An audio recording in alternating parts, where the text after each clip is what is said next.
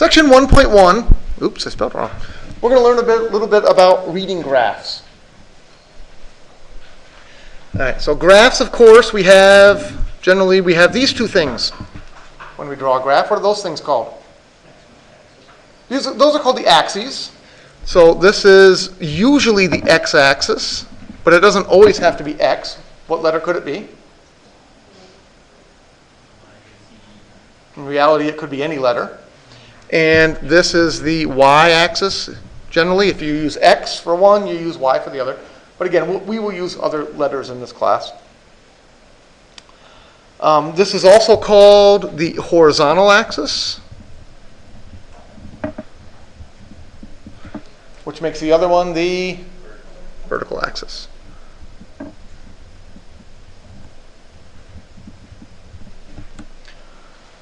One of those is the independent variable, and one of those is the dependent variable. In a graph, which one is always the independent variable?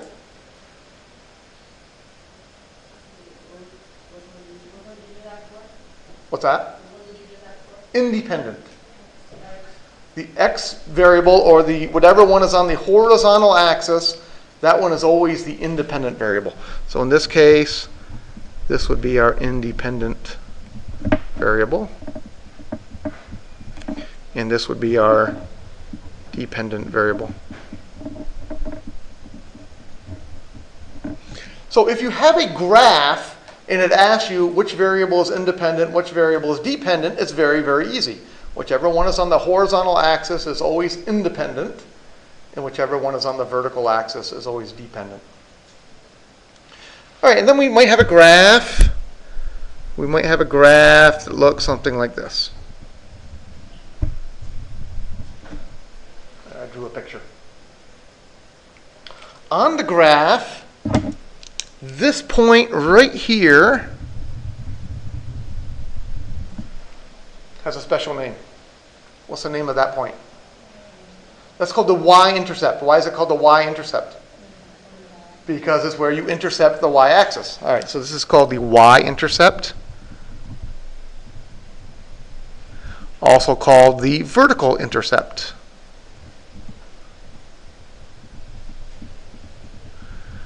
Because it's where you cross the vertical axis.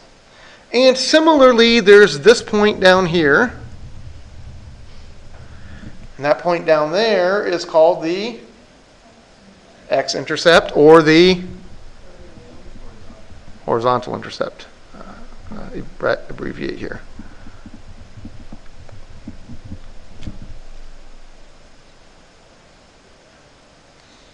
And then what you might be asked to do is you might be asked to describe what's happening in this graph. So how would you describe what's happening in this graph?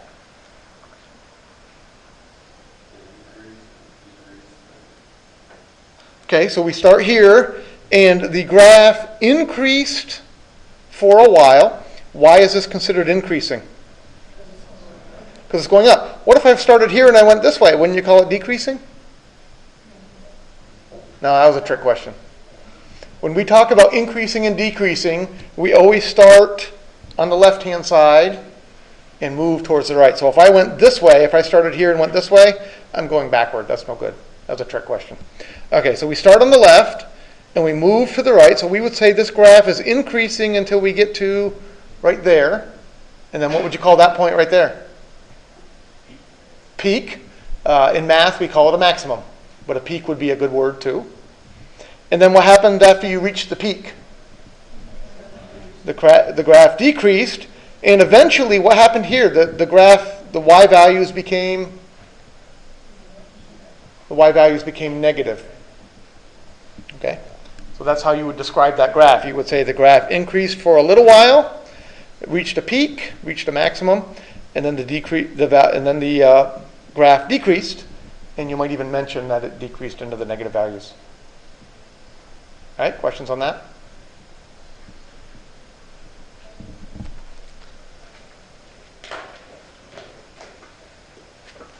All right, let's take a look at some of the problems out of the book and see what we're going to be doing for homework here.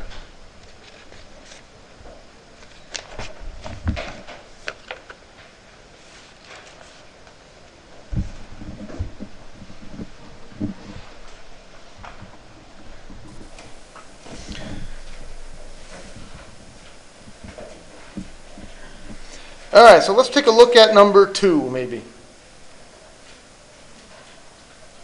Number 2 says, let A be the amount of rain in inches that has fallen in T hours. Match each graph in figure 12, which is over here, with the scenario. All right, before we do that, I got a couple questions. Which variable is the independent variable? T, and T stands for? Time in hours. So how do you know that one's the independent variable? You control time? Well, not really, but you can easily figure out the time. More importantly, in this graph, because we have a graph, it's very obvious which one is independent. Hours is independent because it's on which axis? The x-axis. In this case, we would actually call it the t-axis, but it's on the horizontal axis. And so since hours is the independent variable, what's the dependent variable? Amount of rain in inches. All right, so which graph shows that it rained harder and harder? C? Why do you pick C? Because it's increasing. D is also increasing. So couldn't D be the correct answer?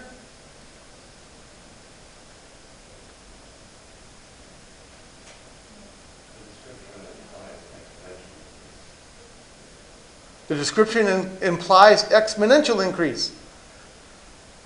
And I would agree that C looks exponential, whatever that means.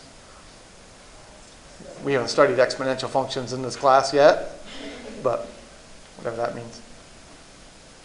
The key actually is that it says harder and harder. So what's happening here? If I look at this one, what's happening to the amount of rain? The amount of rain is going up still, but what's happening? Is the amount of rain getting harder, or is the amount of rain starting to slow down? Starting to slow down. In fact, it looks like the rain's about to peak. So this one to me says it keeps raining, but it's not raining harder and harder because the number of inches is slowing down. So this one says it's raining, but the rain is starting to stop, where this one says it's raining, but the amount of inches keeps going up and up and up and up. This one, to me, says it's raining harder and harder. So I think C has to be the right answer for that one. So again, I was trying to trick you when I said, isn't D the right answer? I like trick questions. All right, B. It rained softly and stopped, and then after a while, it began raining hard. B, I would agree with B, because it rained softly, which means the rain is increasing but not too fast. Then it stopped, which would be no more rain, which means the water was just horizontal. And then it started raining hard. The amount of rain went up very fast. So I would agree that B is the right answer. C, hard and then stopped, and then after a while began raining softly. A, and then D, more and more softly. Well, there's only one choice left. That one's got to be D. All right, number 3. Identify the independent variable and the dependent variable. Let T be the time in minutes it takes to grade n tests. Well, that will be important to me later on, not so important to you, I suppose. Which one is independent? N. Why do you say n is independent?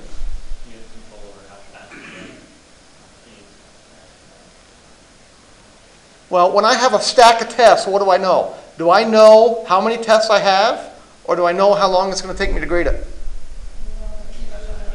I know how many tests I have. That makes that one the independent one. The independent variable, the one I really control, is how many tests. So that one, n, would be independent because I know how many exams I have. Once I know how many exams I have, I can make an estimation as to how long it's going to take me to grade them. The more exams, the longer it takes to grade it. How about number 4? Let C be the cost in dollars of n pencils. When you go to the store, do you know how many pencils you're going to buy, or do you know how much it's going to cost? Usually you know how many pencils you're going to buy. You're going to go and you're going to buy a pack of 10, or maybe you're just going to buy one, or you're going to buy a pack of 20. So which one is independent? and the number of pencils. Usually you know how many pencils you want to buy. You go to the store. You see how much they cost. I have had students argue that one the other way around. I have had students say, I know I have $5 in my pocket, and then I go to the store and I figure out how many pencils I can buy. Is that a valid answer? Yes, it is. So I think you can make an argument that either variable could be independent or either variable could be dependent in this situation. I think what the author intended was that the number of pencils was independent, but I think you could argue it just as well the other way. So there's no really set correct answer to these. Part of it is your argument that you make that goes along with it. All right, the last thing you're going to have in this section is it's going to give you some questions and you're going to have to draw some graphs. So let's start with number 14 maybe. Number 14 says, a person went for a run. After a while, she stopped to rest. She then walked home. Let S be her speed in feet per second and at t minutes after she began to run. All right, so we're going to draw a graph. Paper here. Draw a graph. It's going to look like this. Which variable do we want to be the independent variable? T, which was time. And speed. All right, so you should label your graph like that. You've got time and you've got speed. And then it says, a person went for a run. After a while, she stopped to rest. Okay, so what should it look like? The person went for a run. What happens when you go for a run?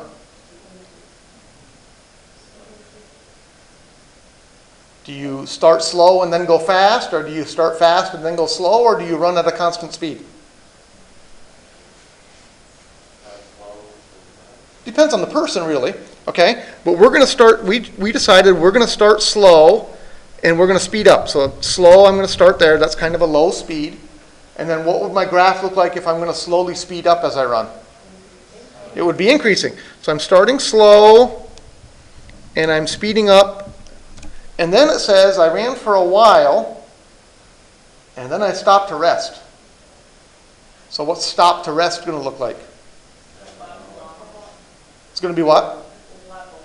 It's going to level off. So should I draw it like this? Depends on how long she stopped. Okay. So let's say from here to here is where she stopped. So how do I draw it? Wait, do you mean stop as stop completely? Or When it says stop, I'm assuming she stopped completely. She's not running. She needed a rest. So she stopped. She's taking a drink of water.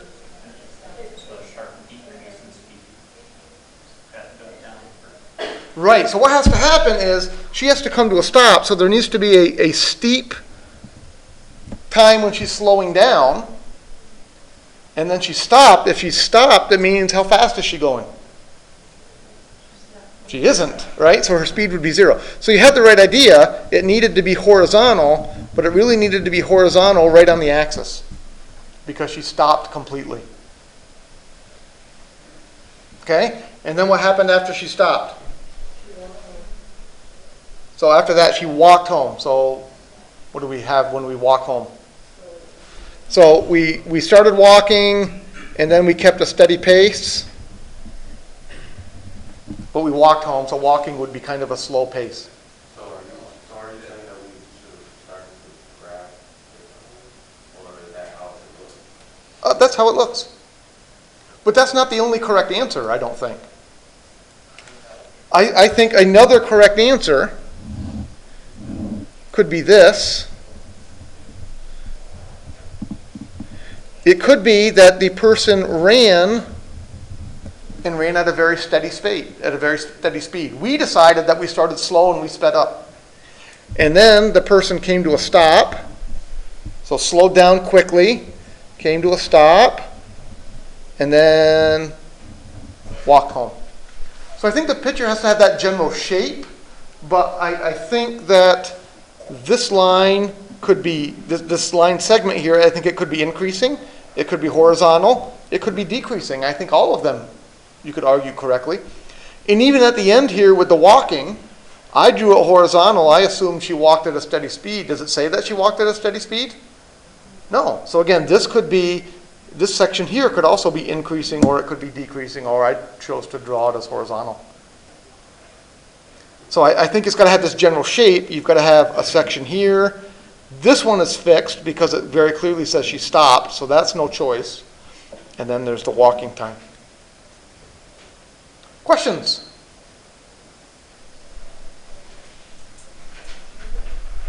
Okay, so what you should do, you should go home, you should get into my lab, you should start working on the homework for section 1.1. And I will see you on Wednesday.